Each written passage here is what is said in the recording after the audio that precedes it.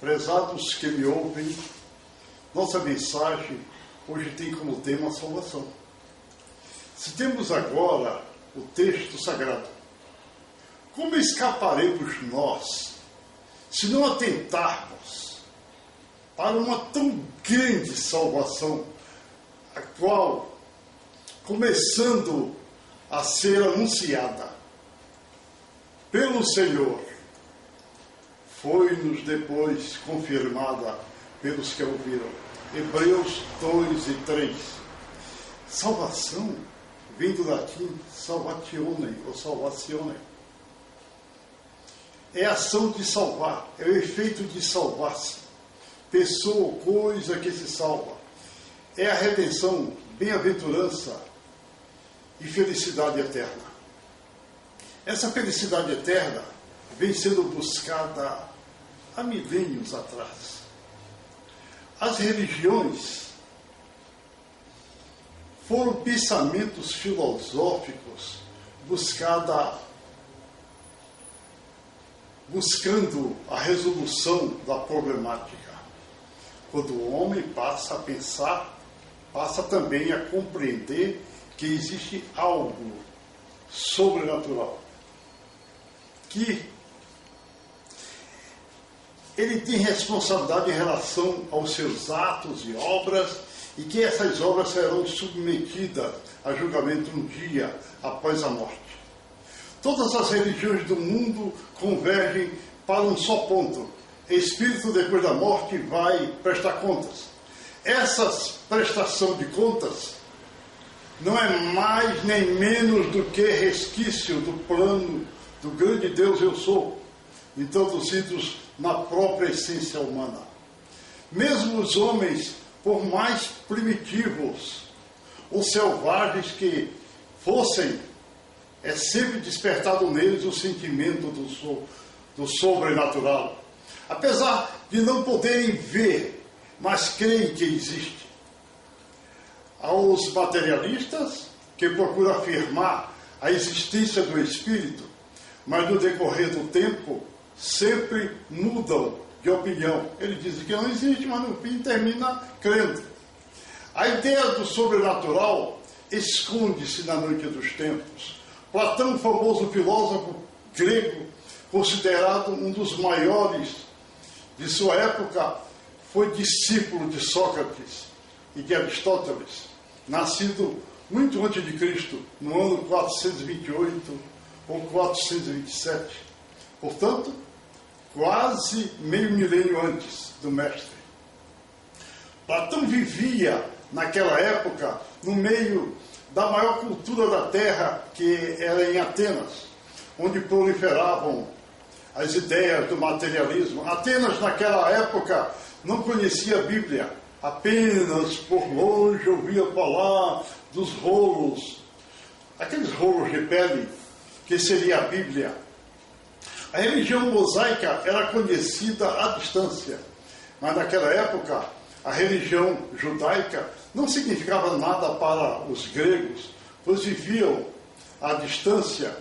O grande mal os separava. As comunicações eram morosas. Judeu não podia influenciar a grego. Estes eram cultos e orgulhosos e consideravam os judeus e as outras nações e povos como incultos e de segunda classe. Na Grécia havia a religiosidade politeísta. Os gregos, apesar de cultos, adoravam seres mitológicos. Certa vez, quando Paulo chegava a Atenas, encontrou muitos objetos de culto grego, mas em um certo lugar observava-se também a existência de um altar com a inscrição ao Deus desconhecido. Atos 17, 23.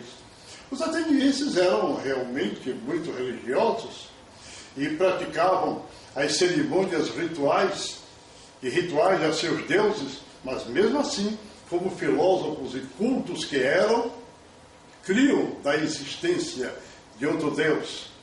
Compreendiam então a necessidade de atrair, de erigir um local de adoração para esse Deus desconhecido.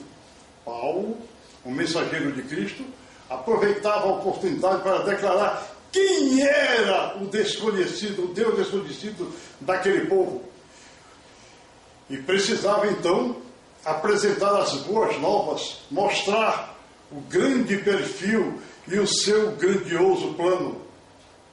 Explicava ser o Deus desconhecido, o maior de todos os deuses, pois foi o Criador dos céus, da terra e do universo, esse Deus que habitaria em santuário dos céus, não um santuário feito pela mão dos homens, nem necessitaria de ser ouvido com sons materiais ou servido por qualquer que fosse.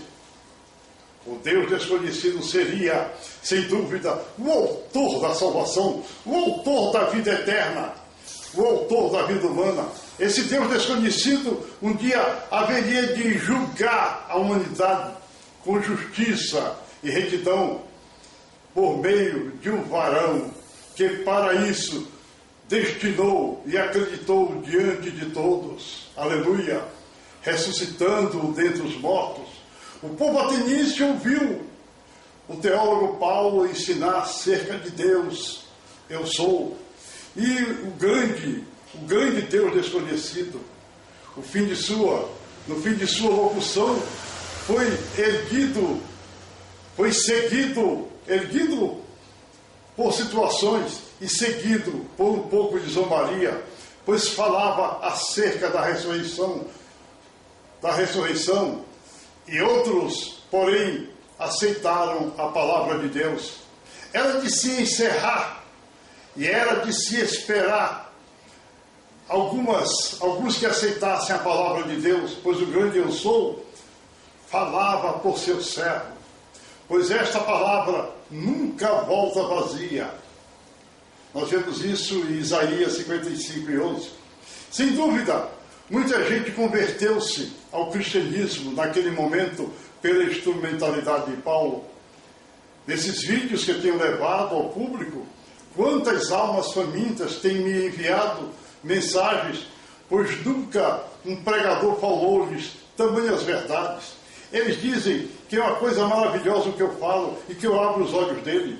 Os pastores estão embrutecidos, debruçados em ganhar dinheiro, erigir a enorme catedral da qual eles são donos. O povo só contribui, mas os donos são eles mesmos.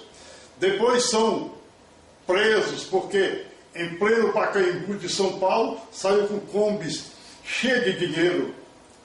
Outros também presos em aviões levando dinheiro, fazendo desse caminho dinheiro do Brasil com as malas e com malas cheias de dinheiro.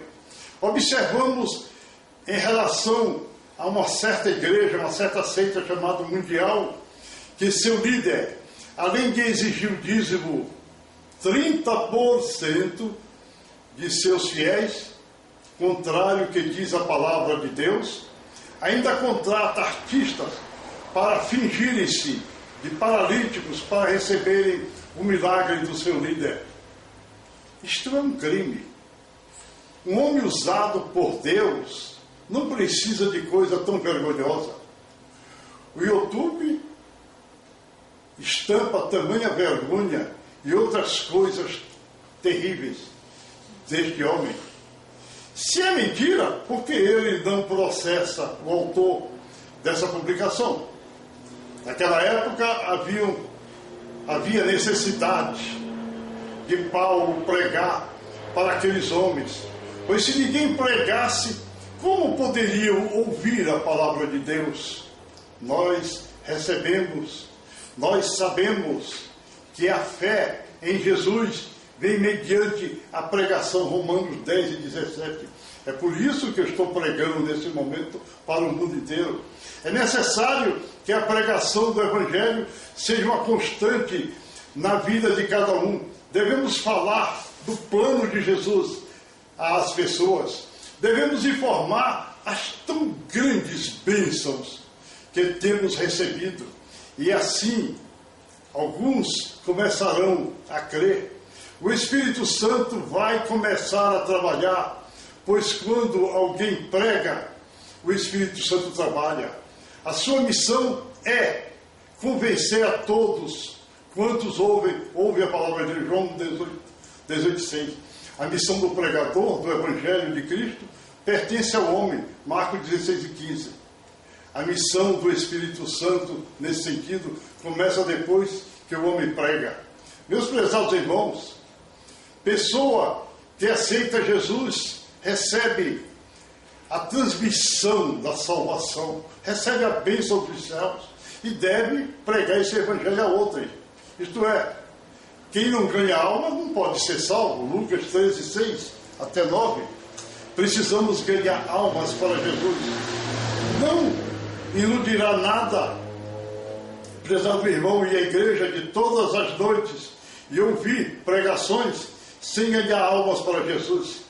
Se anda errado, ou se ainda não caminhastes, ou não caminhaste pela palavra de Deus ganhando almas para Jesus, deves agora procurar fazê-lo. Pois deste minuto em diante, tu estás sendo uma árvore. E se tu ganhas almas, será uma árvore frutífera. A salvação é algo pessoal. Marcos 8,15. Ninguém deve pedir licença a outrem para aceitar a Jesus.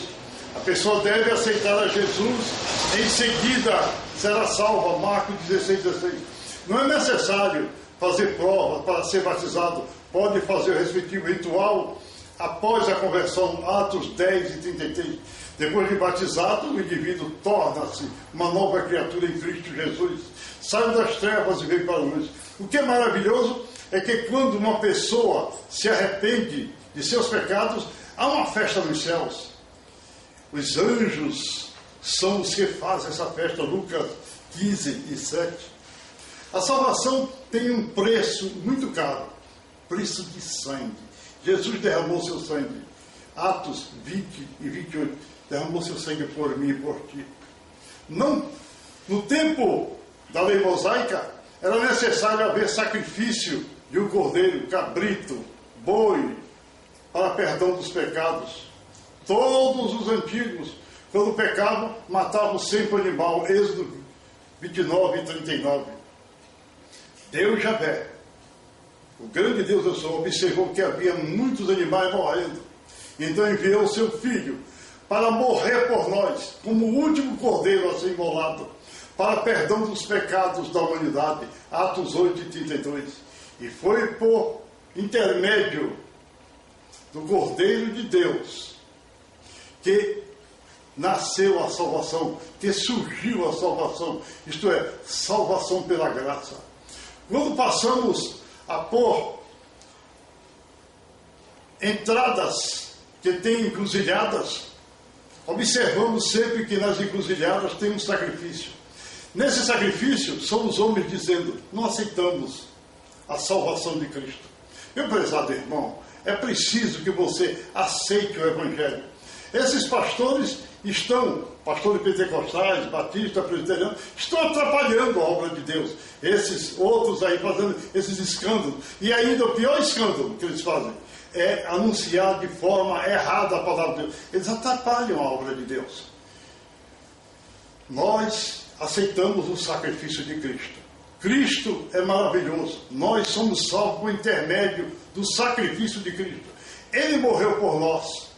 E nesse momento, a graça de nosso Senhor Jesus Cristo, a comunhão do Espírito Santo e o amor de Deus esteja convosco hoje e para sempre. Amém, amém e amém.